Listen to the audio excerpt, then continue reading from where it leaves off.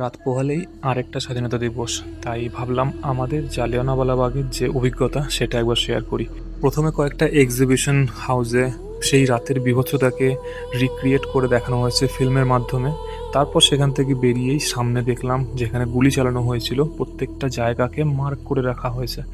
এই গর্তগুলো শুধু দেওয়ালে নয়, আমাদের ইতিহাসের ক্ষতকে দেখাচ্ছে।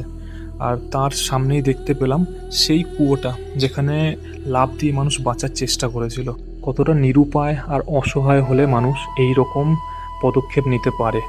দেওয়ালের সামনেই মানুষ এখন ঘুরছে বেড়াচ্ছে, কিন্তু সেই দিনের এই জায়গাটা আজকের থেকে ভীষণ ভীষণ আলাদা ছিল। এই যে গুলির দাগগুলো দেখা যাচ্ছে, আর এই সেই গোটা মাঠটা, যে মাঠে এত এত লোক জড়ো হয়েছিল শুধুমাত্র শান্তভাবে প্রোটেস্ট করার জন্য। দেখে খারাপ লাগছিল, সেই দিনের শহীদদের সৌধের ওপর মানুষ জুতো পরে হেঁটে বেড়াচ্ছে। এইটুকু সম্মানও দেখাতে পারছে না যে জুতোটা খুলে যাবে।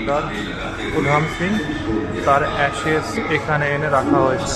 তবে শেষে দেখে ভালো লাগলো যে আমার জ্যোতিতে মানুষ সম্মান দেখিয়ে অ্যাটলিস্ট খালি পায়ে যাচ্ছে, যেটাকে ইন্ডিয়ান অয়েলের তরফ থেকে স্পন্সর করে সারা বছর জ্বালিয়ে রাখা হয়।